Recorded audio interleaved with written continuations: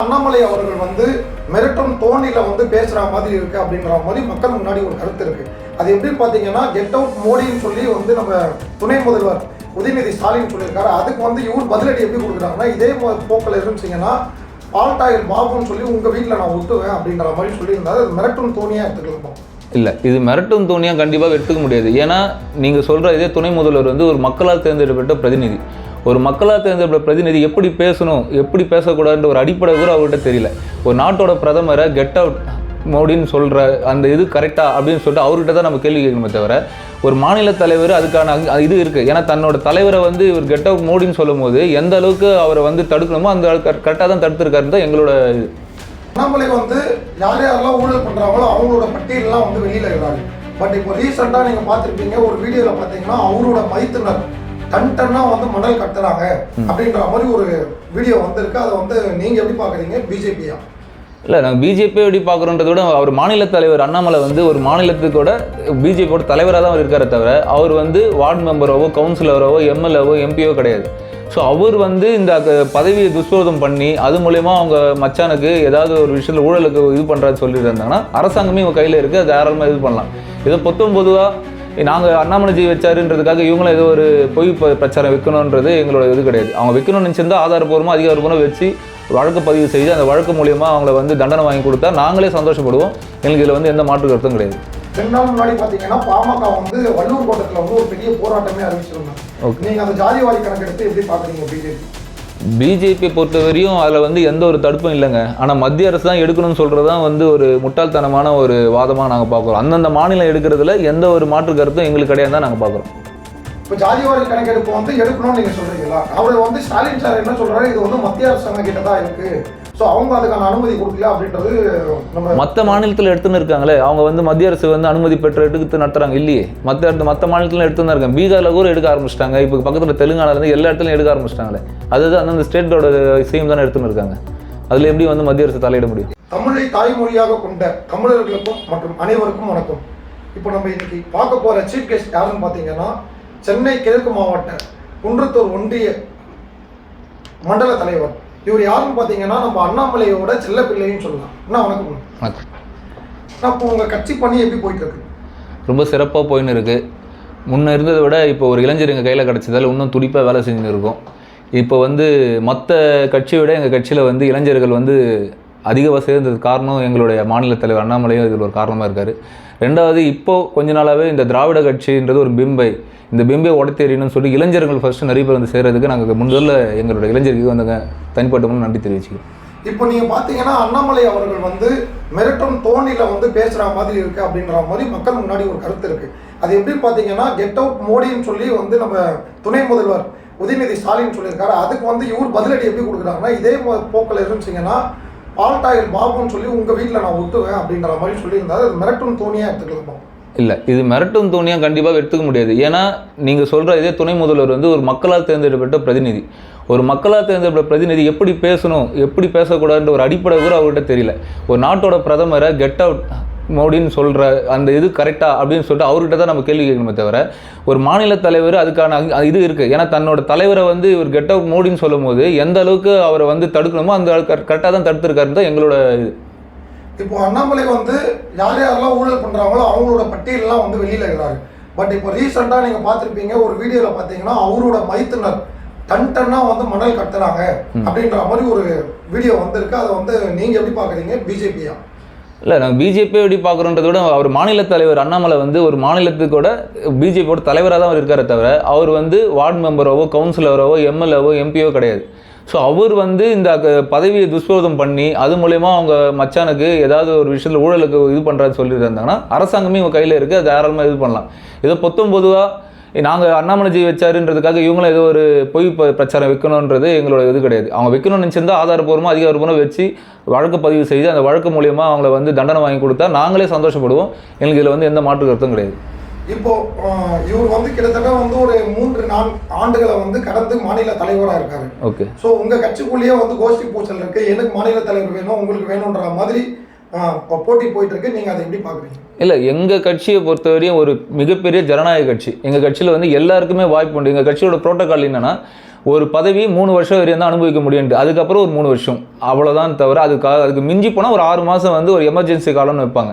இப்போ எங்கள் மாநில தலைவர் வந்து அது தெளிவாக சொல்லிட்டு, இந்த பதவின்றது வெங்காய பதவி, இதை வச்சுக்கின்னு நாங்கள் வந்து தான் வேலை செய்யணும் கிடையாது, இது இல்லாமல் இந்த தேச உணர்வு இருந்தாவே போதும் நாங்கள் வேலை செய்வோம்னு சொல்கிறார். ஸோ மாநில தலைவர் பதவி தான் வச்சுக்கின்னு அண்ணாமலை வேலை செய்யணுன்ற எப்போவுமே அவர் சொன்னதே கிடையாது. அப்படி இல்லைனா கூட எங்களுக்கு வந்து யாரை தலைவராக கொடுத்தாலும் ஏற்றுக்கு வேலை செய்கிற ஒரு ஜனநாயக கட்சி தான் எங்கள் கட்சி. எங்கள் கட்சியில் வந்து எப்போவுமே வந்து அண்ணாமலை தான் வரணும், தமிழிசை அக்கா தான் வரணும்னு சொல்லிட்டு நாங்கள் எப்போவுமே டிமாண்ட் வச்சுருக்கிறோம். நாங்கள் யார் வந்தாலும் நல்லா உணவுபூர்வமாக வேலை செய்து எங்கள் தொண்டர்கள் ரெடியாக இருக்காங்க. இப்போ அண்ணாமலையை வந்து மக்கள் ஏற்றுக்கலான்னு வச்சுக்கலாங்களா? பார்த்தீங்கன்னா நாடாளுமன்ற தேர்தலெல்லாம் வந்து அவர் வந்து மிகவும் ஒரு ஓட்லேயே வந்து ஒரு என்ன சொல்கிறதுன்னா ஒரு கம்மியான ஓட்டு கூட கிடையாது, 30,000 35,000 ஓட்டு வித்தியாசத்தில் தோல்வி அடைஞ்சிருக்காரு. எம்எல்ஏ எலெக்ஷன்லையும் சரி, எம்பி எலெக்ஷன்லையும் சரி. அதை நீங்கள் எப்படி பார்க்குறீங்க? மக்கள் அவர் ஏற்றுக்கலையா? இல்லை, அவர் கட்சிக்கு வந்து கிட்டத்தட்ட 3 வருஷம் தான் ஆகுது, ஓகேங்களா. ஒரு இளைஞனா ஒரு ஐபிஎஸ்ஸாக அவருக்கு இத்தனை லட்சம் ஓட்டு விழுந்ததே நாங்கள் சக்ஸஸாக தான் பார்க்குறோம். தோற்ற அந்த ஒரு சிற்ப ஓட்டத்துக்காகலாம் நாங்கள் அது வந்து பெருசாக கவலைப்படல. ஏன்னா நீங்களே பார்த்தீங்க இந்த வாட்டி நடந்த தேர்தல் வந்து எந்த மாதிரி தேர்தலில் நடந்தது, வெறும் ஃபுல்லாக வந்து ஜனநாயகமாக நடக்கல, பணநாயகமாக தான் நடந்தது. ஒவ்வொரு ஓட்டுக்கு எவ்வளோ காசு கிடச்சுன்னு தெரியும். ஆனால் எங்கள் அண்ணாமலை தெளிவாக சொன்னார், ஒரே ₹1 கூட நாங்கள் ஓட்டுக்கு பைசா தரமாட்டோன்னு சொல்லிட்டாரு. ஸோ ஒரே ₹1 கூட ஓட்டுக்கு பணத்துக்கு ஆசைப்படாமல் போட்ட கூட்டம் தான் லட்சக்கணக்கான கூட்டம். அந்த லட்சக்கணக்கான கூட்டுக்கு நான் நன்றி தான் சொல்லுமே தவிர போடாதவனை பற்றி நான் கவலைப்பட மாட்டேன். இல்லை, இப்போ நீங்கள் வந்து பணம் வந்து கொடுத்தாங்க அப்படின்னா வந்து அந்த ஆதாரங்கள் இருக்கா கேட்பாங்கல்ல. இப்போ அண்ணாமலை வந்து எப்படி ஆதாரம் கேட்குறாங்களோ பணநாயகம் தான் அப்படின்னு சொல்றீங்க. அந்த இடத்துல பணநாயகம் வந்து வந்ததுக்கான ஆதாரங்கள் எதனா? எத்தனை வீடியோ வெளியிட்டோம், எத்தனை ஆதாரத்தை கொடுத்தோம், எத்தனை தேர்தல் அதிகாரிகிட்ட கொடுத்துருக்கோம், எல்லாமே அதிகாரப்பூர்வமாகவே கொடுத்துருக்கோமே. எத்தனை சரி கோயம்புத்தூர்லேயே பாருங்க, இந்த நடந்த எம்பி எலெக்ஷனில் எவ்வளோ கோடி காசு பிடிச்சிருக்காங்கன்ட்டு அதுக்கெல்லாம் வந்து அவங்க நம்ம தேர்தல் ஆணையத்தை தான் கேட்கணும் என்ன நடவடிக்கை எடுத்தீங்கன்ட்டு. இப்போ அதே மாதிரி வந்து உங்க கட்சி தலைவர் எச் ராஜாலாம் பார்த்தீங்கன்னா ஒரு கோட்டையே வந்து ஒரு அனாவசியமா பேசியிருக்காரு, பத்திரிகையாளர் அனாவசியமா பேசுறாரு. அவர் வந்து பேசுறதே வந்து ஒரு கான்ட்ரவர்சியா தான் இருக்கு. ஒரு சீனியர் கட்சிக்காரர் அவரு. இருந்தாலும் வந்து அவருக்கு வந்து அந்த நாவடக்கம் இல்லைன்ற மாதிரி வெளியில மக்கள் பேசிக்கிறாங்க. நீங்க எப்படி பாக்குறீங்க? இல்ல, மக்கள் வந்து அவர் வந்து பேசினா அதுக்கான மக்கள் வந்து அதுக்கான ரிப்ளை கொடுத்துட்றாங்க. அப்படின்னு பார்த்தீங்கன்னா ஒரு RS பாரதி தான் சொன்னார், இந்த இவங்களுக்கு கொடுத்த நீதிபதி கொடுத்தா நாங்கள் போட்ட பிச்சைன்னாரு. அதுக்கப்புறமா ரெட் லைட் மீடியான்னு சொல்லியிருக்காரு. ஸோ அவர் வந்து அந்த கண்டென்ட்டில் அப்போ நடக்கிற அந்த பிரச்சனைக்கு தான் அவங்க சொல்லியிருப்பாங்களே தவிர அவங்க யார் மட்டும் எந்த ஒரு கட்சிக்காரங்களும் தனிப்பட்ட முறையில் ஒரு எதிர்ப்போ இல்லை ஏதோ இருந்திருக்காது. அப்படின்னு பார்த்தீங்கன்னா நம்ம முன்னாள் கேப்டன் விஜயகாந்த் ஐயா கூட ஏதோ ஒரு இதில் ஸ்லோவில் ஒரு வாட்டி துப்பிட்டாருன்னு சொல்லி ஒரு எடுத்துன்னு வந்தாங்க. ஸோ அந்த டைம் அந்த கருத்தை தான் நம்ம பார்க்கணுமே தவிர யாருக்கும் தனிப்பட்ட மாதிரி ஒரு வெறுப்போ ஒரு காழ்ப்புணர்ச்சியோ எந்த பத்திரிகையாளர் மேலேயோ இல்லை யார் மேலேயும் இருக்காதுன்றதை என்னோட தனிப்பட்ட கருத்து.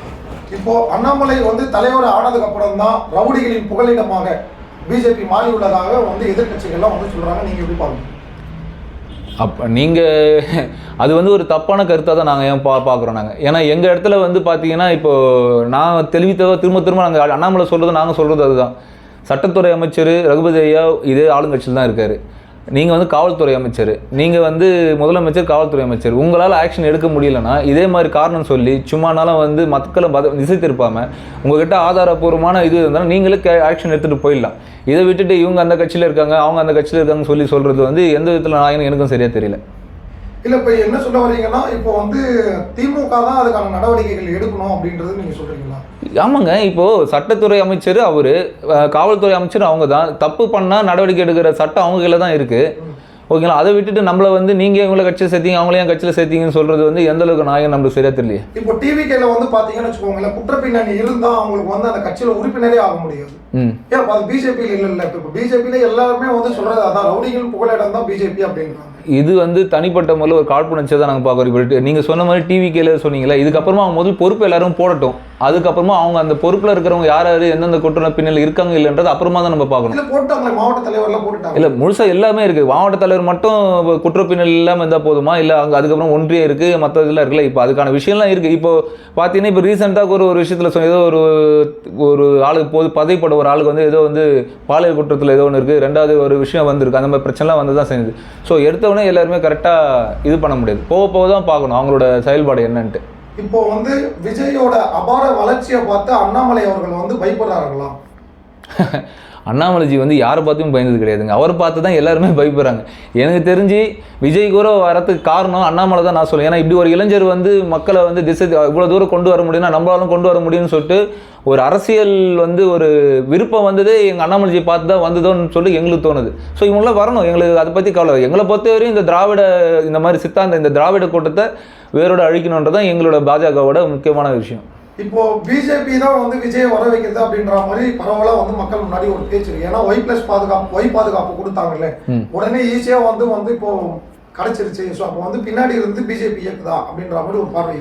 இல்லை, எங்கள் கட்சியை பொறுத்த வரையும் நீங்கள் விஜய் தான் வந்து இதுக்கு அனுமதி கேட்டார், அவங்களாம் வந்து யாரும் கொடுக்கல. இப்போ எங்களுக்கு ஒரு பாதுகாப்பு வேணும்னு சொல்லி கொடுக்கும்போது அது கொடுக்க வேண்டிய கடமையில் தான் நாங்கள் இருக்கோம். ஏன்னா நாங்கள் மத்திய அரசில் இருக்கோம். எங்கிட்ட ஒரு சாதாரண பாமர் மக்கள் வந்து ஏதாவது ஒரு உதவின்னு கேட்டால் ஒரு பண்ணுற கட்சியில் நாங்கள் இருக்கோம். ஸோ அவர் எந்த காரணத்துக்காக கேட்டாருன்னு தெரியல. ஒருவேளை இந்த இருக்கிற திராவிட முன்னேற்ற கட்சி மேலே பயம் வந்துருச்சான்னு தெரியல. ஒருவேளை தன்னை ஏதாவது தாக்கிடுவாங்களோ இதோ பண்ணுவாங்கன்னு கேட்க இவங்ககிட்ட போய் கேட்டால் அந்த நியாயம் கிடைக்காதுன்னு சொல்லிட்டு தான் எங்கள் மத்திய அரசிட்ட கேட்டுக்கிறாங்க. மத்திய அரசு அதுக்கான நடவடிக்கை எடுத்திருக்கு. இப்போ நீங்கள் பட்ஜெட்டில் வந்து பார்த்துருப்பீங்க, பட்ஜெட்டில் வந்து தமிழகம் எப்பவும் மாதிரி வந்து வஞ்சிக்கப்பட்டது. அதை பற்றி வந்து ஒரு நம்ம மாநில தலைவர் அண்ணாமலை வந்து அது வாயே திறக்க மாட்டேங்கிறாரு. ஏன்னா இவரை பொறுத்தவரையும் திமுகவை தான் அவர் நோக்கி போயிட்டு இருக்காரு தவிர இவங்க பண்ணுற தப்பை வந்து இவர் வந்து வெளியில் சொல்லவே மாட்டேங்கிறாரு. இப்போ பட்ஜெட் வந்து சாட்டிஸ்ஃபைட் பட்ஜெட்டே இல்லைன்றாங்க. இல்லை, சாட்டிஸ்ஃபைட் பட்ஜெட் இல்லைன்னு யார் சொல்கிறாங்க? மக்கள் சொல்கிறாங்க. தமிழகம் வந்து எப்பவும் மாதிரி வந்து வஞ்சிக்கப்படுது. இப்போ நீங்கள் வந்து பார்த்தீங்கன்னா அந்த புயலுக்கு கூட வெளி மாநிலங்கள் பக்கத்தில் உள்ள மாநிலங்கள்லாம் நிதி ஒதுக்கியிருக்காங்க, நம்ம தமிழகத்துக்கு நிதி ஒதுக்கல. இப்போ அதே மாதிரி அந்த மும்மொழி கொள்கைகளை வந்து நீங்கள் ஒத்துக்கிட்டா தான் நான் வந்து அந்த கல்விக்கான நிதியை கொடுப்பேன். அவரும் மிரட்டும் தோணியில் தானே பேசுகிறாரு கல்வி அமைச்சர். இல்லை, நிதி அமைச்சர் வந்து அவர் என்ன சொல்கிறாருன்னா, இது முழுக்க வந்து இவர் உதயநிதி ஸ்டாலின் சொல்கிறது மாதிரி தான், அடிக்கடிக்க அவர் சொல்கிற டயலாக் தான். இது நிதி அமைச்சர் கொடுக்குறதோ இல்லை இவங்க கொடுக்குறதோ அவங்க அப்பா வீட்டு காசு கிடையாது, எங்கள் அப்பா வீட்டு காசு. எங்களோட வரி பணத்தில் தான் நலத்திட்டங்கள் பண்ணுறாங்க. அந்த நலத்திட்டங்களை கரெக்டாக பண்ணணும் தான் மத்திய அரசு பண்ணின்னு இருக்குது. அந்த நலத்திட்டங்கள் எந்த அளவுக்கு மக்கள்கிட்ட போய் சேர்க்கணும், அதே டைமில் அந்த எந்த ஊழலும் இல்லாமல் அது குழந்தைங்களுக்கு போய் சேரணுன்றது தான் முக்கியமானது. நம்ம கேட்குறது என்ன, தமிழக மக்களும் இந்திய மக்கள் என்ன கேட்குறாங்க, எங்களுக்கு இலவச கல்வி, இலவச மருத்துவம், இது 2 கொடுங்க, மற்ற எந்த இலவசமும் எங்களுக்கு வேண்டாம், இதுக்கு நல்லபடியாக கொடுத்தீங்கன்னா நாங்களே எங்கள் வாழ்க்கையை முன்னேறிக்கணும்னு சொல்கிறோம். ஏன்னா நாங்கள் வந்து இப்போ பயங்கரமாக வந்து பணத்தை அதிகமாக செலவு பண்ணுறது 2 விஷயத்து தான். ஒன்று கல்விக்கும், இன்னொன்று மருத்துவத்துக்கும். இது 2த்தையும் ஒழுங்காக கொடுங்க தான் நாங்கள் கேட்குறோம். அது 2மே இங்கே இருக்கிற கவர்மெண்ட் வந்து இங்கே இருக்கிற திமுக கவர்மெண்ட் அது கொடுக்குற மாதிரி எங்களுக்கு தெரியல. ஏன்னா நான் ஒரு சாதாரண கவர்மெண்ட் பள்ளிக்கூடம் தான் படித்தேன், எனக்கு தெரியும் கவர்மெண்ட் ஸ்கூலில் என்ன கல்வி தரம் இருந்ததுன்னு. இப்போ என் குழந்தைய நான் வந்து கடனை வாங்கியாவது இப்போ மாதம் 1 லட்ச ரூபா பணத்தை கொடுத்து கடனை வாங்கியாவது பண்ணுறேன்னா அது வந்து தனியார் பள்ளியில் கொடுக்குறதா தான். அந்த தனியார் பள்ளியில் கிடைக்கிற கல்வி எனக்கு கவர்மெண்ட் ஸ்கூலில் கிடச்சின்னா அடுத்த வருஷமாக நான் எடுத்துன்னு வந்து என் பையன் தனியார் பள்ளியிலேருந்து நிறுத்திட்டு கவர்மெண்ட் ஸ்கூல் சேர்க்க நான் ரெடியாக இருக்கேன். ஏன்னா அங்கே வந்து 2 மொழியை வச்சுக்கின்னு அதை தான் நீங்கள் படிக்கணும்னு நீங்கள் இதை தான் நீங்கள் உங்களை நாங்கள் திணிப்புன்றோம். எங்களுக்கு வந்து 4-5 லாங்குவேஜ் கற்றுக்கணும், என் குழந்தை வந்து இங்கே இருந்தால் கூட எல்லாத்தையும் கற்றுக்கணும்னு ஆசைப்படுறாங்க. இப்போ எனக்கு வந்து தமிழ் ஓரளவுக்கு இங்கிலீஷ் தான் தெரியும். அதை தாண்டி என் குழந்தை என்கிட்ட ஏதாவது படிப்பு வேணும்னு கேட்டுதுன்னா நான் வந்து கவர்மெண்ட் ஸ்கூலில் வச்சு பள்ளிக்கூடம் சொல்லி தர முடியல. சரி, என்ன செலவு பண்ணாலும் பரவாயில்லன்னு சொல்லி நான் தனியார் ஸ்கூலில் சேர்க்க வேண்டிய கட்டாயத்தில் இவங்க திணிக்கிறாங்க. இவங்க தான் எங்களை வந்து திணிக்கிறாங்க. கடனை வாங்கியாவது நீ வந்து உன் பிள்ளைய படிக்க வைன்றாங்க. இலவசமாக இங்கே படிக்கணும்னா அது வாய்ப்பே இல்லைன்றாங்க. ஆனால் எங்கள் மத்திய அரசு என்ன சொல்லுதுன்னா அதே கல்வி தரத்தை அதே மாதிரி அழகான ஒரு ஸ்ட்ரக்சரை நாங்கள் வந்து உங்களுக்கு கவர்மெண்ட் ஸ்கூலில் தரோம்னு சொல்கிறாங்க. இதை வந்து இவங்க வந்து தடுக்கிறாங்க. ஏன் தடுக்கிறாங்கன்னா இவங்க முழுக்க இங்கே வச்சுக்கிற எல்லா ஸ்கூலுமே வந்து இவங்களோட ஸ்கூலு தான். சிபிஎஸ்சி மெட்ரிக் ஸ்கூல் எல்லாமே பினாமியாக இருக்கிறதும் திமுக காரங்க வச்சுக்கிற ஸ்கூலாக தான் இருக்காங்க. இந்த அழகான கல்வி வந்து இந்த கவர்மெண்ட் ஸ்கூலில் கிடச்சிச்சுன்னா தனக்கான அந்த அட்மிஷன் எல்லாமே போய்டுன்ற ஒரு பயத்தில் அவங்க 100% இருக்காங்க. ஏற்கனவே நீட்டை சொல்லியிருந்தாங்க, இப்போ வந்து இந்த விஷயம் கொண்டு வந்துட்டாங்க. இது வந்து உண்மையிலே வந்து பாமர மக்கள் ரொம்ப தெளிவாயிட்டாங்க. அதனால் இனிமேல் இவங்களோட இந்த பொய் பிரச்சாரம் ஈடுபடாது. இப்போ இந்த புதிய கல்விக் கொள்கையில் பார்த்தீங்கன்னா அது ஒரு டிராஃப்ட் உருவாக்கியிருப்பாங்க. அந்த சிறந்த கல்வியாளர்கள் யாருமே இல்லாமல் யாரோ ஒரு அந்த கல்வியாளர்கள் தானே அதை வந்து நம்ம நிர்ணயிக்கணும். ஒரு தேர்ட் பர்சனை வச்சு தான் பண்ணியிருக்காங்க. அதே மாதிரி 2020 வந்து நீங்கள் பார்த்தீங்கன்னா இந்தின்றது கட்டாயமாக இருந்தது. அதுக்கப்புறம் அதை வந்து அமெண்ட்மெண்ட் பண்ணியிருக்காங்க. ஸோ மக்கள் எதிர்ப்பு தெரிவித்ததுனால எல்லா இடத்துலையுமே வந்து மோடி கவர்மெண்ட் வந்து இந்தியை திணிக்குது அப்படின்றது தான் வந்து ஒரு பார்வையாக இருக்குது. இல்லை, நீங்கள் புதிய கல்விக் கொள்கையோட புக் எடுத்து பார்த்தீங்கன்னா அதில் வந்து இந்தி கட்டாயம்னு சொல்லிட்டு எந்த ஒரு இடத்துல வரியில் அமெண்ட்மெண்ட் பண்ணிட்டாங்க. அமெண்ட்மெண்ட் பண்றதுக்கு முன்னாடி இந்தி கட்டாயமா இருந்தது. அதே மாதிரி பாத்தீங்கன்னா சமஸ்கிருதம் தான் வந்து இப்போ எல்லாருமே வந்து இந்தின்னு சொல்றாங்க. பட் நீங்க அதை படிச்சு பாத்தீங்கன்னா சமஸ்கிருதம் தான் வந்து அதில் முன்னிலை வந்து கொடுக்குறாங்க. ஸோ வந்து அப்போ மோடி அரசாங்கம் வந்து சமஸ்கிருதத்தை வந்து இங்க வந்து புகுத்த பார்க்குதா? இல்லை, 100% கிடையாது. அதெல்லாம் தெளிவாக சொல்கிறோம். இப்போ வந்து எந்த இடத்துலையுமே வந்து மத்திய அரசு வந்து ஹிந்தி கண்டிப்பாக கற்றுக்கணும்னு சொல்லவே இல்லை. ஜாதிவாரி கணக்கெடுப்பு இப்போ நீங்கள் 2 நாள் முன்னாடி பார்த்தீங்கன்னா பாமக வந்து வள்ளூர் கோட்டத்தில் வந்து ஒரு பெரிய போராட்டமே அறிவிச்சிருந்தாங்க. நீங்கள் அந்த ஜாதிவாரி கணக்கெடுப்பு எப்படி பார்க்குறீங்க?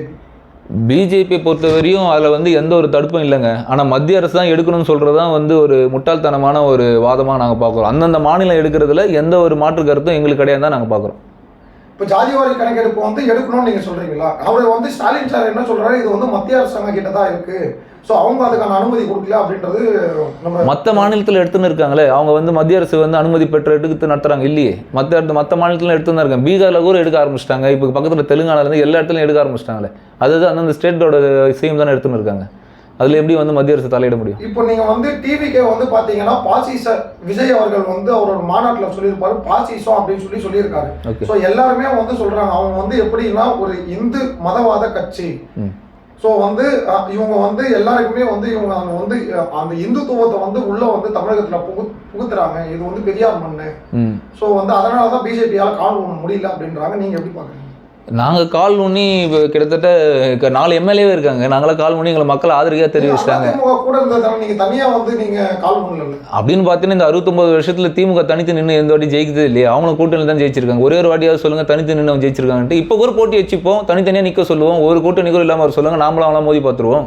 அவர் வந்து நீங்கள் வந்து நோட்டாவே தாண்ட மாட்டேங்கிறீங்கன்றாங்க திமுகவோட கருத்து. அதுதான் நாங்கள் நோட்டா இப்போ இதான் இப்போ எப்போ எலெக்ஷன் பண்ணுறது பாருங்கள். இப்போ வந்து லாஸ்ட் டைம் நடந்த ஊராட்சி மன்ற எலெக்ஷனில் பார்த்தீங்க, லோக்கல் பாடி எலெக்ஷனில் எல்லாம் தனித்து தான் நின்னோம். இப்போ ஒரு கவுன்சிலரே இருக்காங்களே, மாநகராட்சி கவுன்சிலே இருக்காங்களே, எத்தனை இடத்துல நாங்கள் 2வது இடத்துல வந்திருக்கோம். அது இங்கே கோவிலே எடுத்துங்க, நாங்கள் தனித்து தான் நின்னோம். பிஜேபி எத்தனை ஓட்டு? கரெக்டாக 7 ஓட்டில் தோத்தோமே.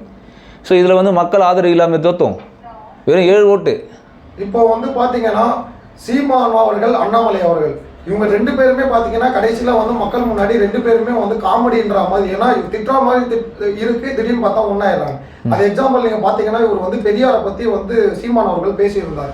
இவர் பேசுறது வந்து கரெக்டுன்னாரு யாரு, நம்ம அண்ணாமலை ஒரு வாட்டி. அடுத்த வாட்டி அவர் பேசுறது தப்புன்றாங்க. அப்போ வந்து இது வந்து காமெடியாக தானே இருக்கு. எந்த இதை பற்றி? பெரியாரை பற்றி ஒரு வாட்டி பேசுறது கரெக்டுன்றாரு, பெரியாரை பற்றி பேசுறது தப்புன்றாரு அண்ணாமலை அவர்கள். இல்லை, அந்த பேட்டியை நான் பார்த்தா நான் சொல்லுவேன். பட் இருந்தாலும் நாங்கள் எங்களை பொறுத்த வரையும் பெரியாரோட கொள்கையை வந்து சுத்தமாக நாங்கள் அறவை மறக்கிற ஆளுங்க. ஏன்னு வச்சுங்க, அவர் வந்து புதுசாலாம் ஒரு இதெல்லாம் கொண்டு வரல. நீங்கள் வந்து எப்படி சொல்கிறது, நாங்கள் வந்து திருவள்ளுவரை விரும்புகிற ஆளுங்க. எப்பொருள் யார் யார் வரை கேட்போனோ அப்பொருள் மெய்ப்பொருள் காண்பது அறிவுன்னு சொல்கிறது. அதான் தனித்து பாரு, எல்லாத்தையும் பிரித்து பாரு, பகுத்தறிவாக பாருன்னு சொல்லி எங்கள் திருவள்ளுவரே சொல்லி கொடுத்துட்டாரு. ஸோ இவர் சொல்லி கொடுத்து தான் நாங்கள் கற்றுக்கல. 2000 வருஷத்துக்கு முன்னாடியே எல்லாத்தையும் கரெக்டாக பண்ணணும்னு சொல்லிட்டு எங்கள் திருவள்ளுவரே சொல்லிட்டார். இவர் வந்து அவரை அந்த திருக்குறள் 4-5 படிச்சுட்டு அதே மலம் சொன்னாலும் இப்போ அதை படிச்சுட்டு அதுலேருந்து கொஞ்சம் எடுத்து சொன்னாரே தவிர புதுசாலாம் இவர் எதுவுமே சொல்லலை. பெண்ணுரிமையில் வந்து பார்த்தீங்கன்னா பாரதியார் சொல்லாத பெண்ணுரிமை கிடையாது. அந்த மாதிரி எங்களோட எல்லா விஷயத்துலையுமே வந்து நாங்கள் வந்து எல்லாரும் எங்கள் முன்னோரை பார்த்துட்டோம். இவர் வந்து சொல்லிக் கொடுக்கணும் அவசியம் கிடையாது. ஸோ அதனால் எங்களுக்கு பெரியாரை பற்றி நாங்கள் எப்போவுமே அவரை வந்து ஒரு பொருட்டாகவே நான் மதிச்சதே கிடையாது. திருவள்ளூருக்கு வந்து காவி சாயம் பூசினதே வந்து பிஜேபி தானே. அவர் காவிக்கு சொந்தக்காரர், நாங்கள் காவிக்கு போய் தான் பூசுவோம். இல்லையா, அதுக்கு முன்னாடி இல்லவே இல்லையா? அவர் வந்து எந்த இடத்துலையுமே வந்து காவின்னு அவர் சொன்னதே கிடையாது. Right, okay. அப்போ மயிலாப்பூரில் திருவள்ளுவர் கோவில் இருக்குது. திருவள்ளுவருக்குன்னு எத்தனை முஸ்லீம் கிறிஸ்தவங்க போயிட்டு அவர் வணங்கிட்டு வராங்க. நாங்கள் தானே போயிட்டு வணங்கிட்டு வரோம். அப்போ எங்களுக்கு சொந்தமாக தானே அவர்.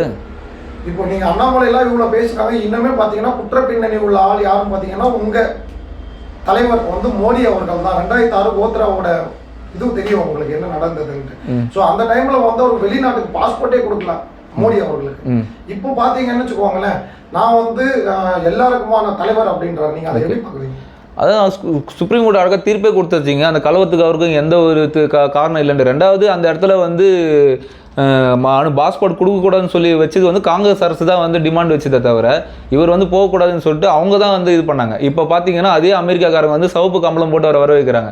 அப்போ அவர் மேலே வந்து ஒரு ஃபஸ்ட்டு ஒரு கருத்து இருந்தது, இப்போ ஒரு கருத்து இருக்கான்னு அப்படிலாம் கிடையாது. குற்றவாளி இல்லைன்றது நிரூபிச்சிட்டோமே நாங்கள் தான். இப்போ நீங்கள் சொல்கிறீங்க அமெரிக்கா வந்து சிவப்பு கம்பளம் போட்டு அப்படின்னு நீங்கள் சொல்கிறீங்க. பட் பார்த்தீங்கன்னா ட்ரம்ப் வந்து அவரோட இந்த வாட்டி பார்த்தீங்கன்னு வச்சுக்கோங்களேன், டாக்ஸ்ல இருந்து எல்லாமே, ஏன்னா வந்து மோடி அரசாங்கத்துக்கு மேலே அவர் எதிராக தான் நிறைய வந்து பண்ணிட்டு இருக்காங்க. இதுவரையுமே எந்த கொஸ்டின்ஸுமே கேட்கவே இல்லையே மோடி சார். இல்லை, அது வந்து இப்போ தெளிவாக ஒரு வாட்டி அங்கேயே பத்திரிகை நியூஸில் சொன்னார். நாங்கள் வந்து எந்த ஒரு நாட்டுக்கு எந்த மாதிரி விஷயம் பேசணுமோ அதை தான் பேசணுமே தவிர கண்ட விஷயத்தில் லாஸ்ட் டைம் கூட கேட்டிருந்தாங்க. இப்போ வந்து இவர் நம்ம அம்பானி சரி அதானியோட பிரச்சனை எப்படி பேசுவீங்களான்ட்டு. அது வந்து என்னோட பிரச்சனை கிடையாது. நான் பேச வேண்டியது 2 நாட்டோட நல்லுறவுக்காகவும் அதோட வளர்ச்சிக்காக தான் பேசுமே தவிர நாங்கள் இதை பற்றி பேச மாட்டோம் தான் தெளிவாக தான் சொல்லிக்கிறேன். அவங்க பேருக்குள்ள நல்ல ஒரு அண்டர்ஸ்டாண்டிங் இருக்க தான் செய்யுது. இதோட வளர்ச்சி கண்டிப்பாக மாற தான் செய்யும். இப்போ ட்ரம்ப் வந்திருக்கிறதால ஒரு சின்ன ஒரு இது இருக்கும். ஆனால் ஃபியூச்சரில் அதோட வளர்ச்சி வந்து நம்ம நாட்டுக்கு ஃபேவராக தான் இருக்கும். வட இந்தியாவில் வந்து ட்ரம்ப் ஜெயிச்சதுக்கு வந்து பூஜையே பண்ணாங்க. இன்னைக்கு பார்த்தீங்கன்னு வச்சுக்கோங்களேன், ட்ரம்ப் என்ன சொல்கிறாருன்னா இருக்கிறதுலேயே வந்து வரி அதிகமான உள்ள கண்ட்ரினா இந்தியா அப்படின்றாரு. வரி விதிப்பு வந்து அதிகமான அவங்களோட பொருளுக்கு. ஆமா, இல்ல பொருளுக்கு இல்ல, அப்படிதான் வந்து 100% நானும் 100% வைப்பா அப்படின்றது ட்ரம்போட வந்து கருத்தா இருக்கு. நீங்க அதை எப்படி பாக்குறீங்க? இல்லை, இது வந்து நாங்கள் ஆல்ரெடி வந்து நிர்மலா சீதாராமன் தெளிவாக சொல்லியிருக்காங்க. ஸோ இது நாங்கள் வந்து மாற்று கருத்தை எதுவும் நம்ம சொல்லக்கூடாது. ரெண்டாவது வந்து வரி விகிதத்தை பற்றி நம்ம வந்து ஆக்சுவலி வந்து என்ன மாதிரி ஆள்லாம் பேச விட இதுக்குன்னு வந்து ஜிஎஸ்டி கவுன்சிலிங் இருக்குது, இதுக்கான முக்கிய தலைவர்லாம் இருக்காங்க, அவங்க உட்காந்து பேச வேண்டிய விஷயம் இது. நம்ம பேசினா அதோட கருத்து சொன்னால் அது வேற மாதிரி தப்பாக போயிடும். இல்லை, இப்போ உலகத்திலேயே வந்து பேசுறாங்க, நீங்கள் எல்லா வீடியோவும் ட்ரெண்டிங் ஆகிட்டு இருக்கு. இப்போ இருக்கிறதுலே வந்து இந்தியாவில் தான் வந்து ஜிஎஸ்டி அதிகம்னு சொல்கிறாங்க. அதை பற்றி வந்து நிர்மலா சீதாராமன்லாம் வந்து வாயை திறக்க மாட்டேங்கிறாங்க. அதுக்கு எதுக்கு வரி அதிகமாக இருக்குன்னு சொல்கிறாங்க? பொதுவாகவே ஜிஎஸ்டி எல்லாத்துக்குமே 19 தான் நம்ம சொல்ல முடியாது. நம்ம 100 கோடி மக்கள் வாழ்றாங்க இந்த இடத்துல. இப்போ இந்த சைனாவில் போய் பார்த்தீங்கன்னா சைனாவில் எந்த ஒரு டேட்டாவும் நீங்கள் எடுக்க முடியாது. ஏன்னா அது கம்யூனிஸ்ட் ஆச்சு. அங்கே வந்து எந்த ஒரு விஷயம் பண்ண முடியாது. இங்கே எல்லா விஷயத்தையும் ஈஸியாக எடுக்கிறதால 19 தூத்திட்டு போயிடுவாங்க. எந்தெந்த விஷயத்தில் எவ்வளோ இருக்குன்றத வந்து ஒரு டேட்டா பேஸ் தான் நம்ம சொல்லணும். இப்போ நம்ம வந்து எதையுமே வந்து தப்பான ஒரு விஷயமா சொல்லிட்டு அது தப்பாக தான் போயிடும். அது ஓகேங்களா? சரி, வரி 100% வரி போடுறாங்கன்னா எதுக்கு வரி, எந்தெந்த பொருளுக்கு வரி போடுறாங்கன்றதை நம்ம பார்க்குறோம். இப்போ அமெரிக்கா ப்ராடக்ட்டுக்கு வந்து வரி போடுறாங்க அப்படின்ற மாதிரி தான் அவர் சொல்கிறாரு தவிர எல்லாத்துக்கும் வரி போடுற மாதிரி அவர் சொல்லலையே. இல்லை, இந்த வாட்டி வந்து பார்த்தீங்கன்னு வச்சுக்கோங்களேன், வந்து ட்ரம்ப் வந்து மோடி மேலே அதிருப்தியாக தான் இருக்காரு அப்படின்ற மாதிரி ஒரு பரவலாக ஒரு நியூஸ் வந்துட்டு இருக்கு. இப்போ லாஸ்ட் டைம் மோடிஜி போகும்போது நீங்களே பார்த்துருப்பீங்க, அவர் தனியாக சேரை போட்டு வச்சுட்டு பின்னாடி கை கட்டி நின்று பார்த்துருப்பீங்க. அவர் ஏங்க வந்து தனிப்பட்ட முறை அதிருப்தியில் இருக்க போகிறாரு? நீங்கள் அப்படி பார்த்தீங்கன்னு வச்சுக்கோங்களேன், இப்போ நம்ம பிஜேபிக்கு யாராச்சும் எதிராக பேசினா உடனே அவங்க மேலே வந்து வழக்கு போடுறது. நான் யாரை சொல்ல வரேன்றது தெரியும். ஜூனியர் விகடனில் வந்து அது கருத்து சுதந்திரம், உடனே அவருடைய இணையதளத்தை வந்து பிஜேபி வந்து முடக்குது. இல்லை, கருத்து சுதந்திரன்றதுக்காக ஒரு நாட்டோட பிரதமரை வந்து இந்த அளவுக்கு கொச்சப்படுத்தியோ இல்லை கேவலப்படுத்தும். இதே வந்து ஒரு முதல்வரை வந்து அண்ணாமலை சொன்ன மாதிரி ஒரு முதல்வரை வந்து ஒரு டாஸ்மாக் பக்கத்தில் வச்சுன்னு கைவிலங்க போட்டு இருந்தா இந்நேரம் வந்து தினகரன் ஆஃபீஸுக்கு கொஞ்ச நாள் முன்னாடி பதில் எப்படி கொளுத்தப்படுதோ அது மாதிரி கொளுத்தப்படும். கருத்து சுதந்திரம் எங்களுக்கு வந்து கவர்மெண்ட்டில் இதுக்குன்னு ஒரு அமைச்சகம் இருக்குது. அந்த அமைச்சகத்தில் இப்படி ஒரு டிபார்ட்மெண்ட் இருக்குது. நாங்களாம் வந்து தன்னிச்சையெல்லாம் முடிவு எடுக்கல. இந்த மாதிரி ஒரு தவறான கருத்தோ இல்லை உண்மைக்கு புறமான ஒரு கருத்தை சொன்னால் அதை வந்து பேன் பண்ணுறதுக்கு அமைச்சகத்திலையும் ஒரு ஆர்டர் இருக்குது. இதே வேறு இடத்துல இருந்தால் இந்த தினகரன் ஆஃபீஸ் எந்த அளவுக்கு கொளுத்தப்பட்டு அங்கே 4 பேர் இறக்கி கருகி செத்தாலும் அந்த மாதிரி செத்துருப்பாங்க. இதே முதலமைச்சரோட ஃபோட்டோ போட்டிருந்தா. இப்போ வந்து அந்த ஒரு நீங்கள் அந்த ஜூனியர் விகடனில் வந்து ஃபோட்டோஸ் வந்து எதுவுமே வந்து பெருசாக தப்பாக இருக்க மாதிரிலாம் இல்லையா? அமெரிக்காவில் வந்து இந்தியர்கள் ஒன்றும் கொலை பண்ணிட்டு வரல, கொல்லஸ்ட்டு வரல. ஸோ அவங்களோட பர்மிட் இல்லாமல் போயிருக்காங்க. அதுக்குன்ட்டு நீங்கள் பார்த்தீங்கன்னா ஒரு விலங்கு கட்டி கையில் வந்து கட்டி ஒரு 16 மணி நேரம் எப்படி நீங்கள் அதுக்கு வந்து ஒன்றுமே அவர் வந்து சொல்ல எப்படி சொல்லுன்றீங்க? இதே ஜெய்சங்கர் ஐயா வெளியுறவுத்துறை அமைச்சர் வந்து அது கண்டனம் தெரிவிச்சிருக்காரு. இது வந்து அது ரெண்டாவது அது வந்து அந்த நாட்டோட ரூல்ஸுங்க. அங்கே வந்து சட்டத்துக்கு புறம்பா உள்ளே வந்தாங்கன்னா இப்படி தான் கைது. ஒரு நாட்டுக்கும் ஒரு ரூல்ஸ் இருக்குது. சட்டத்துக்கு புறம்பா உள்ளே வந்தாங்கன்னா அவங்க எப்படி கொண்டு போகணுன்றது. சவுதியில் ஒரு ரூல்ஸ் இருக்குது, பாகிஸ்தானில் ஒரு ரூல்ஸ் இருக்குது, பங்களாதேஷ் ஒரு ரூல்ஸ் இருக்குது. அதே மாதிரி அமெரிக்காவில் ரூல்ஸ். சட்டத்துக்கு புறம்பா பாஸ்போர்ட் இல்லாமல் உள்ளே வந்தால் இப்படி தான் கொண்டு வந்து சேர்க்கணுன்றது அவங்களோட ப்ரோட்டோகால். அந்த ப்ரோட்டோகாலை நம்ம எப்படி தலையிட முடியும்னு சொல்கிறீங்க? ஆனால் நம்ம வந்து சொல்லலாம் இந்த மாதிரி. இப்போது நீங்கள் சொல்கிற மாதிரி ப்ராப்பராக பாஸ்போர்ட் எடுத்து கரெக்டாக இது பண்ணி போயிருந்தாங்கன்னா நீங்கள் சொல்கிற மாதிரி நீங்கள் மட்டும் இல்லை, எங்கள் மோடிஜியை போய் சேர்த்துருப்பார். நீங்கள் சட்டத்துக்கு புறமா போயிட்டு நீங்கள் வந்து கூட்டின்னு வரும்போது சவப்பு கமலம் போட்டு வெளிச்சு கூட்டின்னு வந்தால் சொல்கிற மாதிரி இருக்குது. அப்போல்லாம் அவங்க பண்ண முடியாதுங்க. அந்த நாட்டில் ஒரு ரூல்ஸ் ஒன்று இருக்குல்ல. இப்போ நம்ம கிட்ட வந்து விமானமே இல்லையா? அது வந்து அமெரிக்காவோட விமானத்தில் வந்து கொண்டு வராங்க. சரி, இப்போ தெரிஞ்சு போச்சு, டீபோர்ட் பண்ணுறாங்க. டீபோர்ட் பண்ணால் அதோட வந்து கடமை வந்து இந்தியாவுக்கு தான் இருக்குது. அவங்கள வந்து அந்த மரியாதையாக கூட்டிகிட்டு வர கடமையை வந்து தவறிச்சுன்னு நம்ம சொல்ல முடியும் மோடி அரசு. இல்லை, அதுக்கான கண்ணன் தான் தெரிவிச்சிருக்காரு. நம்ம மரியாதை நிமித்தமாக கொண்டு வரணும், இனிமேல் அந்த தப்பு நம்ம பார்த்துக்கலாம் நம்ம தானே அவர் ஜெய்சங்கர் ஐயா சொல்லி தானே இருக்காரு. கண்டனம் தெரிவித்தா போதுமா? இனிமே வந்து அந்த மனசுல வந்து நிறைய பேருக்கு வந்து அந்த பாதிப்பு இன்னுமே இருக்குல்ல. இப்போ இருக்க இளைஞர்கள்லாம் அமெரிக்கா போகிறதுக்கே போய்விடுவாங்க. இளைஞர் அதுதாங்க நான் சொல்கிறேன். சட்டத்துக்கு புறம்பா போகக்கூடாதுன்னு தான் நான் சொல்கிறேன். போகக்கூடாதுன்னு யார் சொன்னார்? போகக்கூடாதுன்னு யாருமே சொல்லி. சட்டத்துக்கு புறம்பா கள்ள பாஸ்போர்ட் வச்சுன்னு போனால் அந்த நாட்டில்னு ஒரு சட்டத்திட்டம் இருக்குங்க. நம்ம அந்த நாட்டு மக்கள் வந்து இதை வந்து வர வைக்கிறாங்க. இப்போ நம்ம நாட்டில் கூட ஒரு ரூல்ஸ் போட்டிருக்கோம். சிஏஎன்ஏ பிரச்சனை வந்திருக்கும், வெளி மாநிலத்தை உள்ளே வரக்கூடாதுன்னு சொல்லி ஒரு வேலி போட்டு வச்சிருக்கோம். என்னங்க ஒரு மக்கள் வர வந்து நீங்கள் வந்து வேலி போட்டு தடுக்கிறீங்க நம்ம கேட்க முடியுமா? இல்லையா? நான் என் மக்கள் சொல்கிறாங்க தடுக்குங்க, அவங்க தடுத்து நிறுத்துங்க. ஆல்ரெடி 130 கோடி வந்துட்டோம், இவங்களாம் இந்த நாடே வேணாம்னு சொல்லிட்டு பாகிஸ்தானும் பங்களாதேஷ் பணம் திருப்பி நம்ம இடத்துக்கு வராங்கன்னு சொல்கிறது நம்மளோட இது தானே. அங்கே ஒரு தடுப்பு போட்டு அந்த இடத்துல ஒரு ஷெட்டு போட்டு அந்த ஷெட்டுக்குள்ளே நம்ம மக்கள் அங்கேருந்து வந்த அகதிகளை வச்சு தானே இருக்கோம். நம்ம போய் சொல்ல முடியுமா ஏங்க இந்த ஷெட்டில் வச்சுக்கிறீங்க, அவங்களை வந்து திறந்து விடுங்க, எங்கள் வீட்டில் கொஞ்சம் பேர் வச்சுக்கிறேன், எங்கள் வீட்டில் கொஞ்சம் பேர் வச்சுக்கிறேன் நம்ம சொல்ல முடியுமா? இல்லை நம்ம தான் வச்சுக்க முடியுமா அவங்கள? ஸோ எல்லாத்துக்கும் ஒரு சட்டத்திட்டங்கன்னு ஒன்று இருக்குங்க. அந்த சட்டத்தை மச்சு தான் ஆகணும். நம்ம நீங்கள் வந்து பிஜேபியா இல்லாமல் வந்து ஒரு பொதுமக்களாக வந்து நீங்கள் பேசணும். 2014 மோடி அவர்கள் என்ன சொன்னார்? வந்து ஒவ்வொரு ஏழைகளோட அக்கௌண்ட்லேயே 10 லட்சம் வரும்னு சொன்னார். பட் அது வந்து வரல. அப்போ வந்து அவர் வந்து பொய் தானே சொல்லிட்டு இருக்காரு. மக்களுக்கான ஆட்சி இல்லை. இதை வந்து எத்தனையோ வாட்டி சொல்லிட்டாங்க. அப்படி ஒரு டைலாக் சொல்லலை. அந்த அளவுக்கு கருப்பு பணம் சேர்த்து வச்சுருக்காங்க. இதெல்லாம் நான் கொண்டு வருவேன் தான் சொன்னாரே தவிர அக்கௌண்ட்டில் போடுவோன்னு எப்பவுமே அவர் சொல்லலை. ஹிந்தி நம்மளுக்கே தெரியாது. அப்புறம் ஹிந்தி மட்டும் எப்படி அவர் சொன்ன ஹிந்தி வார்த்தையை மட்டும் அவர் தான் சொன்னார்ன்றது எப்படி சொல்லுங்கள்? அந்த அளவுக்கு கருப்பு பணம் இருக்குது, எடுக்கணும்னு நினச்சி அவ்வளோ பணத்தை எடுக்கலான்னு தான் அவர் சொல்லியிருக்காரு. இல்லை, ஆனால் இது சொல்லியிருக்காரு. அதோட அடிதான் வந்து இந்த வாட்டியை வந்து பிஜேபி வந்து 2024 மைனாரிட்டியாக இருக்கும் மக்கள் முன்னாடி கருத்தாக இருக்கும். இல்லை அப்படின்னு பார்த்தீங்கன்னா காங்கிரஸ் ஆட்சியில் கூட ஃபுல்லாக மைனாரிட்டியாக தான் அந்த 10 வருஷமாக இருந்தாங்க. மன்மோகன் சிங் ஆட்சி ஃபுல்லாகவே மைனாரிட்டி தான். திமுகவோட சப்போர்ட் இல்லைன்னா அந்த ஆட்சி வந்து எப்பவுமே கலைஞ்சிருக்கும். ஸோ எல்லாமே மைனாரிட்டி தான். நாங்கள் வந்து இப்போவும் சொல்கிறோம், எங்களுக்கு வந்து தனியாக வந்து நாங்கள் நின்று எங்களுக்கு வந்து ஓட்டு ரொம்ப கம்மியாக சீட்டு கொடுத்து அதுக்கப்புறமா நாங்கள் வந்து ஆட்சி அமைக்கல. எங்களை ஆல்ரெடி நாங்கள் கூட்டணியில் இருந்தவங்க எல்லாருக்கும் பிரித்து கொடுத்த ஓட்டில் இப்போது அந்த ஆதரவு தெரிவித்து தான் நாங்கள் இருந்துருக்கோம். அப்படின்னு பார்த்தீங்கன்னா 2011 பாமகவோட சப்போர்ட் இல்லைன்னா எப்போ அந்த மைனாரிட்டி ஆட்சி கலைஞ்சிட்டு இருக்கும். அவங்க வந்து ஒரு பெருந்தன்மையோடு விட்டதால தான் அந்த டைமுக்கு வந்து திமுகவால் 5 வருஷத்துக்கு நிரந்தரமாக அவங்க ஆட்சி செய்ய முடிஞ்சது. 2006 to 2011. ஆமாம். இப்போ நீங்கள் 2014 வந்து நீங்கள் மெஜாரிட்டியாக வந்தீங்களே, இப்போ அதே மெஜாரிட்டி தான் நான் வந்திருக்கணும். நீங்கள் வந்து பார்த்தீங்கன்னா இவர் மோடி அவர்கள் நின்ன தொகுதியிலேயே வந்து பார்த்தீங்கன்னா அவர் மிகவும் பின்தங்கி இருந்தாலும் தான் வந்து நியூஸில் வந்தது. ஸோ அதை எப்படி பார்க்குறீங்க? 1 லட்சம் ஓட்டு மேலே ஜெயிச்சிருக்காருங்க. அது வந்து அந்தந்த இடத்துல ஓட்டு எண்ணும் போது வந்திருக்கும். மற்றபடி அவர் லட்சக்கணக்கு ஓட்டு மேலே தானே ஜெயிச்சிருக்காரு. அது எப்படி நம்ம வந்து இதுன்னு சொல்ல முடியும்? இப்போது அந்த மக்கள் அவரை வந்து தன்னுடைய குருவாக தான் பார்த்து அவரை அங்கே வந்து இது பண்ணியிருக்காங்க. இனியும் மேலும் மேலும் அவர் அங்கே தான் நின்று ஜெயிப்பார். அதில் எந்த மாற்றம் கிடையாது. நீங்கள் அயோத்தி ராமர் கோயில் கட்டினீங்க, அந்த தொகுதியிலே நீங்கள் வந்து தோல்வி அடைஞ்சிட்டீங்க.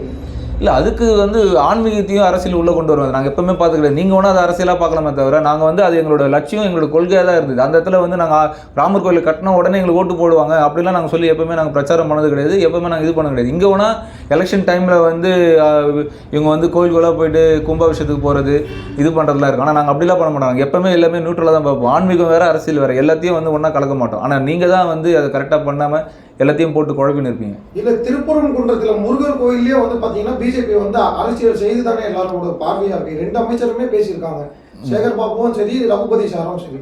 இல்லை அவங்க வந்து ஆளுங்கட்சிக்காரன் அதான் பேசணும், வழி கிடையாது. ஆனால் இத்தனைக்கும் அவர் இந்து அறநிலைத்துறை அமைச்சராக இருக்கார். இவர் ஆரம்பத்திலே அந்த பிரச்சனையை அவர் நினச்சிருந்தாருன்னா ஒரே நாள் சால்வ் பண்ணிடலாம். அதை பண்ணவே இல்லை.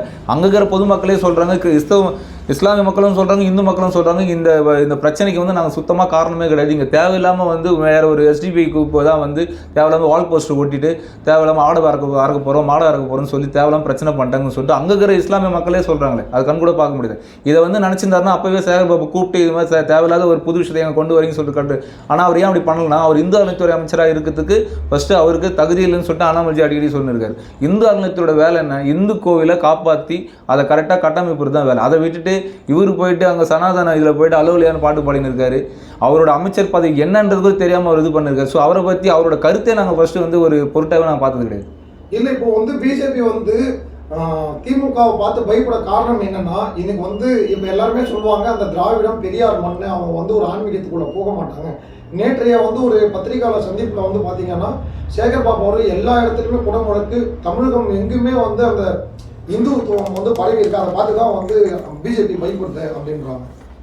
இது எங்களோட வரிப்பணத்தில் பண்ணுறீங்க, இதில் நாங்கள் தான் பயப்பட வேண்டியிருக்கு. நீங்கள் பார்த்தீங்கன்னா அது என்னவோ சொல்லுவாங்க, அடிக்கடி இவர் துணை முதல்வர் சொல்லுவார், அவங்க அப்பா வீட்டு காசு எடுத்து பண்ணலங்க, கோவில் உண்டில் பணத்துலேருந்து வர காசு நாங்கள் பெரியாரை சுத்தமாக மதிக்காத நாங்கள் போட்டு உண்டில் காசுலேருந்து எடுத்து கூட முழுக்க பண்ணது.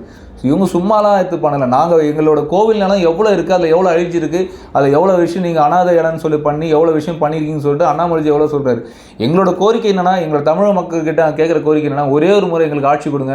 இவங்க பண்ண அவ்வளோத்தை மொத்தத்தையும் நான் வெளியே கொண்டு வந்து எங்களை பொறுத்தவரையும் இது ஆன்மீக பூமி தான். இந்த ஆன்மீக பூமி வந்து முழுக்க முழுக்க இந்துக்களோட ஆன்மீக பூமி நான் சொல்ல, எல்லா கோவிலுக்கான ஆன்மீக பூமி தான் நாங்கள் சொல்கிறோம். இங்கே நாங்கள் வந்து கிறிஸ்தவங்களையும் நல்லா மதிக்கிறோம், அவங்களோட ஆன்மீகத்தை நாங்கள் ரொம்ப மதிக்கிறோம், இஸ்லாமத்தையும் நாங்கள் மதிக்கிறோம், அவங்களோட மசீதை நாங்கள் மதிக்கிறோம். ஸோ எல்லாருக்கும் இங்கே சரிசமமான வேலை தான் கிடைக்கணும்னு சொல்கிறோம். எங்களை மட்டும் தனிப்பட்ட முறையில் டார்கெட் பண்ணி பண்ணுறதை நாங்கள் வந்து பயங்கரமாக எதிர்க்கிறோம்.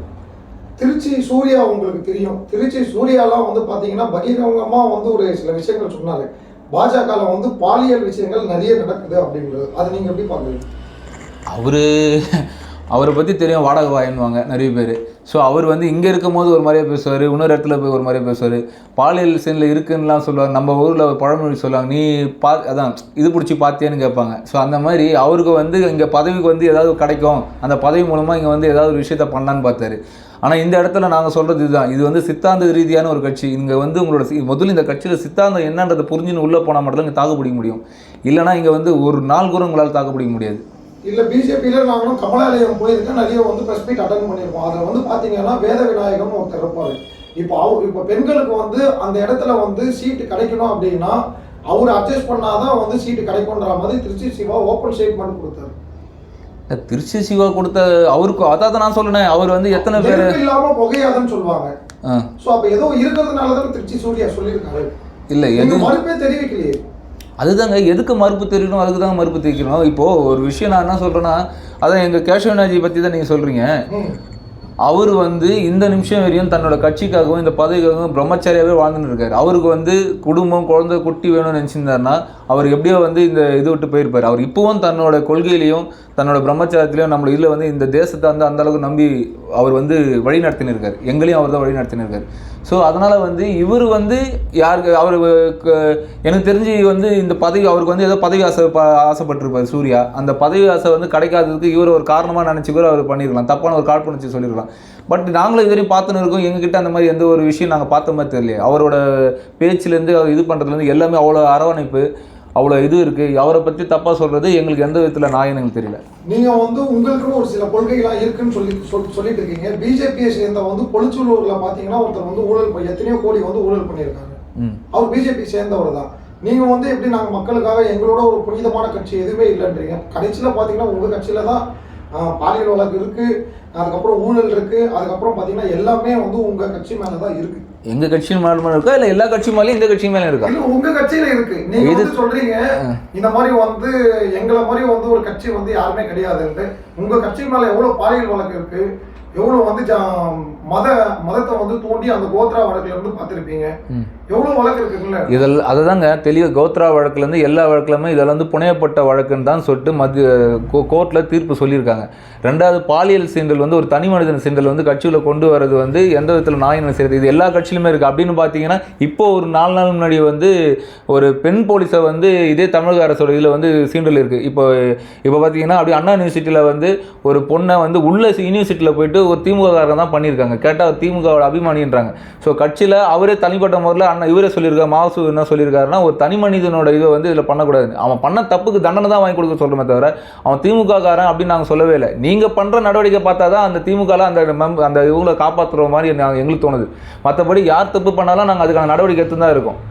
ஸோ எங்கள் கட்சியில் அந்த நடவடிக்கை எடுத்து தான் இருக்கும். இப்போவும் இப்போ நீங்கள் வந்து பார்த்தீங்கன்னா அண்ணாமலை வந்து எதனா ஒன்றுனா சவுக்கால் அடிச்சுக்கிறாங்க, அவங்க வெளியிலேயே இருக்குது சவுக்கு அண்ணாமலை அப்படின்ற மாதிரி. இது வந்து ஒரு முட்டாள்தனமாக இல்லைங்களா? ஒரு சவுக்கால் அடிச்சிட்டாருன்னா அந்த விஷயம் அண்ணா யூனிவர்சிட்டிக்கு தீர்வு கட்சிடுமா? அது நீதிமன்றம் தானே எடுக்கணும். ஆமாம், நீதிமன்றம் தான் எடுக்கணும். நாங்கள் வந்து இப்போ எப்படி சொல்கிறோன்னா, இப்போ எங்கள் வீட்டில் என் குழந்தை உடம்பு சரியாமல் படுத்துட்டான்னு வச்சிங்களேன், நான் வந்து திடீர்னு என்ன சொல்லுவேன்னா, மாரியம்மா என் குழந்தைய காப்பாற்று, நான் வந்து நெருப்பு வச்சுக்கிறேன், அதே மாதிரி வேப்பஞ்சாலை குத்துறேன்னு சொல்லி என்ன நானே இது அது பார்த்தீங்கன்னா சயின்ஸ் படி அது வந்து நீங்கள் முட்டாள்தனமாக சொல்லலாம். அது என்னோட தனிப்பட்ட முறை. இது அந்த மாதிரி இந்த நாட்டு மக்களை காப்பாற்றி இந்த மாதிரி இடத்துல மாட்டின்னு இருக்காங்களே, இப்படி ஒரு கேவலமான ஒரு சமுதாயத்தில் எங்களை வந்து வாழ வச்சுன்னு சொல்லிட்டு எங்களை நாங்களே தாக்கிக்கிறோம். அது வந்து கோவில் சம்மந்தமாக அது தாக்கிக்கிறது. அதில் நாங்கள் வந்து ஒரு பெருசாக ஒரு இதுவாக எடுத்துக்கலாம். நான் செருப்பு போட மாட்டேன், நான் சாட்டையில் அடிச்சுப்பேன். இப்போ சாட்டையில் அடிச்சுக்கிட்டாரு, இப்போ செருப்பு போடாமல் இருந்தாருன்னா இப்போ அவங்க என்ன சொல்றாருன்னா திமுகவோட ஆட்சி அகற்றணும். அவங்க என்ன சொல்றாங்க, நான் 90% நாங்கள் தேர்தல் வாக்குறுதி கொடுத்ததை நாங்கள் திமுக நிறைவேற்றி இருக்கு, நாங்க சொல்லாத திட்டத்தையும் நான் முதல்வர்ல இருந்து நாங்க சொல்லாத திட்டத்தையும் நாங்க பண்ணிட்டு இருக்கோம் அப்படின்ற மாதிரி சொல்றாங்க. ஏங்க மாதத்துக்கு ஒரு வாட்டி இபி கரண்ட் எடுக்கிறேன்னு சொன்னாங்க, அதை பண்ணலை. அப்புறம் சிலிண்டருக்கு 100 ரூபா குறைக்கிறேன்றாங்க, அதை குறைக்கல. இந்த மாதிரி ஏகப்பட்ட மக்கள் அடிப்படை மக்களுக்கு என்ன தேவை கொடுத்தா அந்த வாக்குறுதி எதையுமே நிறைவேற்றலை. கேட்டால் 90% நிறைவேற்றிட்டு சொல்கிறாங்க. நான் முதல்வர் அந்த மாதிரி திட்டம்லாம் வந்து மத்திய அரசு கிட்டேருந்து கொஞ்சம் நிதி வருதுங்க. அது இல்லாமல் அவங்க கொடுக்குற மதிய உணவு திட்டத்துலையும் எங்களோட நிதியும் இருக்குது. ஸோ அதெல்லாம் அவர் வந்து மக்கள்கிட்ட தெளிவாக சொன்னாவே போதும், அதுலேயே தெரிஞ்சிடும் எங்களோட பங்கு எங்கே என்ன இருக்குன்ட்டு. இப்போ நீங்கள் வந்து பார்த்தீங்கன்னா டாஸ்மாக் இருக்கு. இப்போ நீங்க வந்து சென்ட்ரல் கவர்மெண்ட் வந்து அழுத்தம் கொடுத்தீங்கன்னா தமிழகத்துல வந்து டாஸ்மாக் மூடி இருப்பாங்கல்ல. இதுவரையுமே அண்ணாமலை அவர்கள் ஒருவேளை வந்து இவருக்கும் அதுல வந்து பங்கு இருக்கா டாஸ்மாக் விவகாரத்துக்கு? நாங்கள் தான் சொல்லிட்டுமே, நாங்கள் ஆட்சிக்கு வந்தோன்னா முதல் வழியாக நாங்கள் ஒரே வருஷத்துக்குள்ளே மொத்த டாஸ்மார்க்கை மூடிடுவோம். அப்புறம் எங்களுக்கு என்ன பங்கு இருக்கணும்? ரெண்டாவது நாங்கள் தூக்கி உள்ளே வச்சு அந்த சாராய அமைச்சர் தூக்கி உள்ளே போட்டது நாங்கள் தான். ஸோ அவரை வந்து வெளியே எடுக்காத அளவுக்கு 1.5 வருஷம் நீங்கள் கஷ்டப்பட்டீங்க அவரை வெளியே எடுக்கிறதுக்கு. வெளியே எடுத்த மறுநாளே திருப்பி பதவி ஊற்றி அழகு பார்த்தது நீங்கள் தான். இதெல்லாம் தமிழ் மக்கள் பார்த்து தான் இருக்காங்க. அதெல்லாம் வந்து நாங்கள் வந்து தனிப்பட்ட முறை சொன்ன அவசியமே கிடையாது. ரெண்டாவது இந்த தமிழக மக்கள் மேலேயும் தமிழக பெண்களும் தாய்மார் மேலே ஒரு உண்மையிலே அக்கறை இருக்குன்னா இவங்க நினச்சாங்கன்னா 2 நாளில் மூடிடலாம். ஏன் மூட மாட்டாங்கன்னா இவங்க வச்சுக்கிற ஃபேக்ட்ரி எல்லாமே திமுகவோட ஃபேக்ட்ரி தான், சாராய ஃபேக்ட்ரி வச்சுருக்காங்க. ஸோ அவங்க எந்த காலத்தில் அவங்க மூட மாட்டாங்க. இதை மூடணும்னா எங்களால் மட்டும்தான் மூட முடியுன்றதை ஆணித்தரமாக நாங்கள் சொல்கிறோம். இது எங்களோட தேர்தல் வாக்குறுதியாகவே வச்சுருக்கோம். இல்ல இது நீங்க சென்ட்ரல் கவர்மெண்ட் தானே, நீங்க வந்து அழுத்தம் கொடுக்கலாம்ல மூட சொல்லி. இது எப்படி சென்ட்ரல் கவர்மெண்ட்ல இருக்கு? வரி ஜிஎஸ்டில கிடையாதுங்க இது. இல்ல நீங்க வந்து சென்ட்ரல் கவர்மெண்ட்ல இருக்கீங்க, நீங்க தமிழக அரசுக்கு வந்து நீங்க அழுத்தம் கொடுக்கலாம்ல. எதுக்கு நாங்கள் சாதாரண கல்வி கொடுக்கறதுக்கு 2500 கோடி கொடுத்துருக்குங்க. அதை ஒழுங்காக இம்ப்ளிமெண்ட் பண்ண சொன்ன முதலுக்கு தேவை அடிப்படை கல்வி. அதுக்கு நிதி கொடுத்ததுக்கு அதுக்கு அழுத்தம் கொடுத்தே நீங்கள் வந்து பாலிடிக்ஸ் பண்ணுறீங்க. எங்களோட மாநில கொள்கையில் நீங்கள் தலையிடுறீங்க. எங்களோட மாநிலத்துன்னு ஒரு இது இருக்குன்ட்டு இப்போ டாஸ்மாக் மட்டும் கரெக்டாக கேட்டுன்னு வரீங்களா? கேட்குறது ஃபஸ்ட்டு கல்விக்கு கேட்குறோம். எங்களுக்கு கொடுங்க, நாங்கள் ஒரு 5000 கோடி பணம் கொடுக்குறோம் குழந்தை அப்படின்னு பார்த்தீங்கன்னா இப்போ வந்து 1050 கோடி ரூபா ஃபஸ்ட்டு கொடுத்தாங்க, வாங்கிட்டாங்க. மொத்தம் 2500 கோடி ரூபா வாங்கி செலவு பண்ணிட்டு கணக்கு கேட்டால் கணக்கு கொடுக்க மாட்டாங்க.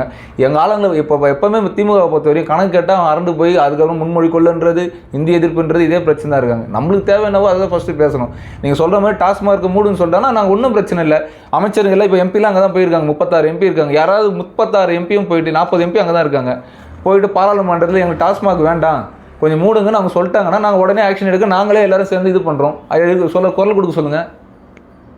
இப்போ கடைசியாக நீங்கள் மக்களுக்கு வந்து சொல்ல விரும்புவது என்னன்னா, மக்கள் வந்து சூப்பராக தெளிவாக ஆகிட்டாங்க. இந்த 2026 எந்த ஆட்சியை அகற்றணும், எந்த ஆட்சியை கொண்டு வரணுன்றதுல ரொம்ப தெளிவாக இருக்காங்க. ஸோ இதில் வந்து மக்களோட கருத்து நல்லா தெளிவாக இருக்கிறதால தான் எங்களோட வாக்கு வங்கி அதிகமாக இருக்குது. இனியும் நாங்கள் வந்து எங்கள் இளைஞர்கள் வந்து எந்த ஒரு போதைப் பொருளுக்கும் எந்த ஒரு டாஸ்மாக் அந்த மாதிரி போகாமல் எல்லாருமே வந்து சரிசமமாக எல்லாருக்கும் சரிசமமான விஷயம் கிடைக்கணுன்றதுல தெளிவாக இருக்குது எங்களோட அரசு. அதனால் நாங்கள் வந்து சொன்ன வாக்குறுதி எல்லாத்தையும் இது பண்ணுவோம். எங்கள் அண்ணாமலை இப்பவும் சொல்லிட்டாரு, அடுத்தது நாங்கள் ஆட்சிக்கு வந்தோங்கன்னா எல்லா மாநிலத்தை விட பெண்களுக்கு அதிகமான மாதம் கொடுக்க வேண்டிய இது நான் கொடுக்குறேன்னு சொல்லியிருக்காரு. டாஸ்மாக் எடுத்துகிட்டு வந்துருக்காரு. தரமான கல்வி கொடுக்க போகிறோன்னு சொல்லியிருக்கோம். நாங்கள் அதே மாதிரி மருத்துவத்தையும் நாங்கள் சொல்லியிருக்கோம். எங்களுக்கு எக்ஸாம்பிள் நீங்கள் பார்த்தீங்கன்னா இப்போவும் டெல்லியில் இருக்கிற எய்ம்ஸ் மருத்துவமனையில் பெரிய பெரிய பதவியில் இருக்கிற எல்லா தலைவர்களும் அங்கே போயிருக்காங்க. ஆனால் இந்த ஊரில் ஒரே ஒரு அரசியல் கட்சிக்கு வார்டு மெம்பர் கூட எனக்கு தெரிஞ்சு ராஜீவ்காந்தி மருத்துவமனையில் போய் சேர்ந்த மாதிரி நான் பார்த்தது கிடையாது. ஸோ அந்த மாதிரி எல்லா மாதிரி எதுவும் இல்லாமல் எல்லாத்தையும் தரமாக கொடுக்குறது தான் எங்களோட கொள்கை. அது கண்டிப்பாக நிறைவேறும். அது மக்கள் தயாராகிட்டாங்க தான் எங்களோட கொள்கை. இவ்வளோ நேரம் உங்களோட பொன்னான நேரத்தை மக்களுக்காக ஒதுக்கிறதுக்கு நன்றி. நன்றி.